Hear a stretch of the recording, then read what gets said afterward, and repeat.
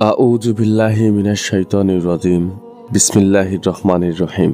আসসালামু আলাইকুম ওয়া রাহমাতুল্লাহি ওয়া বারাকাতুহু। আলহামদুলিল্লাহ, শুরু করছি মহান রব্বুল আলামিন আল্লাহর নামে, যিনি বিশ্বজগতের প্রভু, এবং সালাম জানাই আমাদের শেষ রাসূল হযরত মুহাম্মদ সাল্লাল্লাহু আলাইহি ওয়াসাল্লামের ওপর, যিনি সম্পূর্ণ মানবজাতির জন্য দিশারি। আমাদের আজকের আলোচনা সাদ্দাদের বেহেশতের কাহিনী।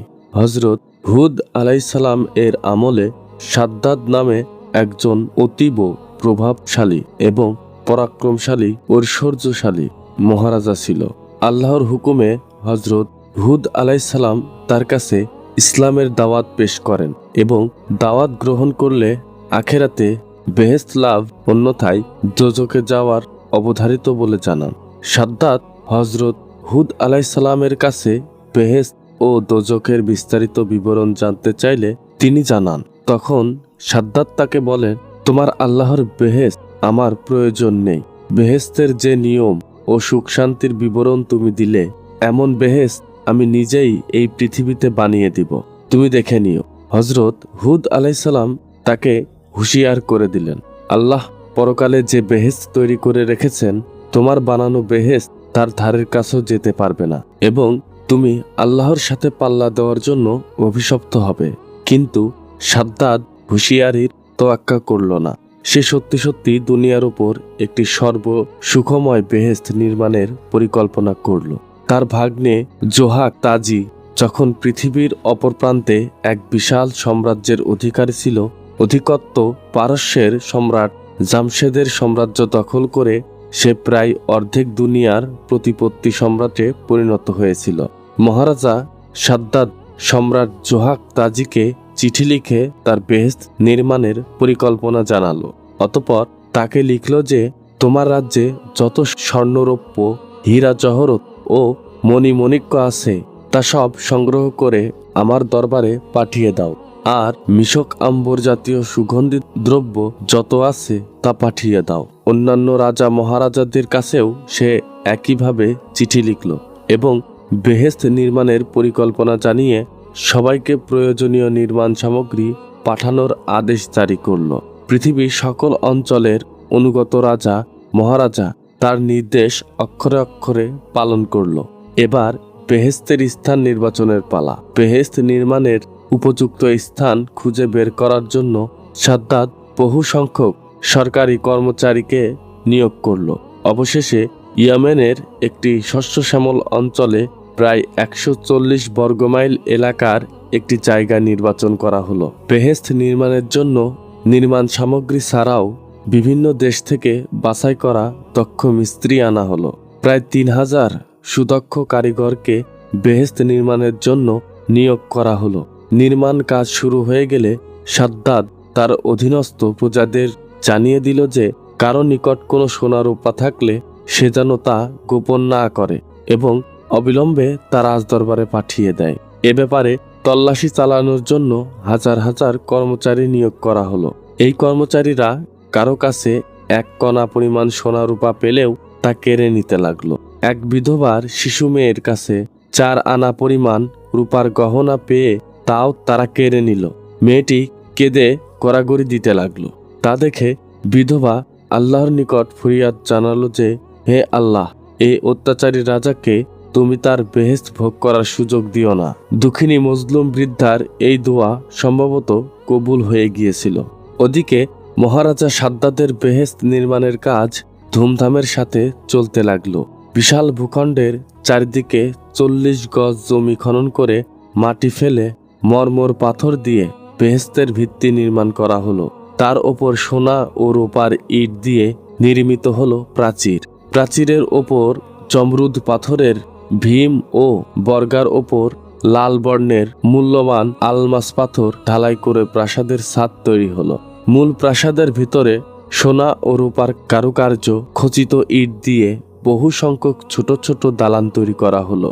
সেই বেহেশতের মাঝে মাঝে তৈরি করা হয়েছে সোনা ও রূপার গাছগাছালি এবং সোনার ঘাট ও তীর বাঁধা পুষ্করিণী ও নহর সমূহ।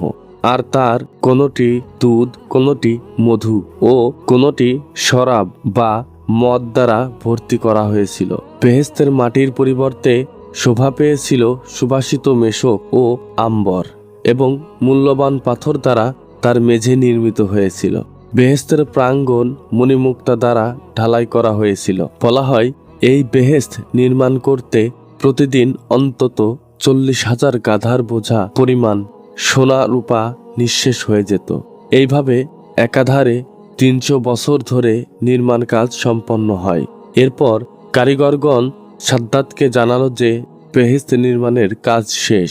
সাদ্দাত খুশি হয়ে আদেশ দিল যে এবার রাজ্যের সকল সুন্দর যুবক যুবতী ও বালক বালিকাকে বেহেশতে এনে জড়ো করা হোক। নির্দেশ যথাযথভাবে পালিত হলো। অবশেষে একদিন সাদ্দাত সপরিবারে বেহেশত অভিমুখে রওনা হলো। তার অসংখ্য লোকলস্কর বেহেশতের সামনে প্রান্তরে তাকে অভিবাদন জানালো। সাদ্দাত অভিবাদন গ্রহণ করে বেহেশতের প্রধান দরজার কাছে গিয়ে উপনীত হলো। দেখল একজন অপরিচিত লোক বেহেশতের দরজায় দাঁড়িয়ে আছে। সাদ্দাত তাকে জিজ্ঞাসা করল, তুমি কে? তখন লোকটি বললেন, আমি মৃত্যুর ফেরেশতা আজরাইল। সাদ্দাত বলল, তুমি এখন এখানে কি উদ্দেশ্যে এসেছ?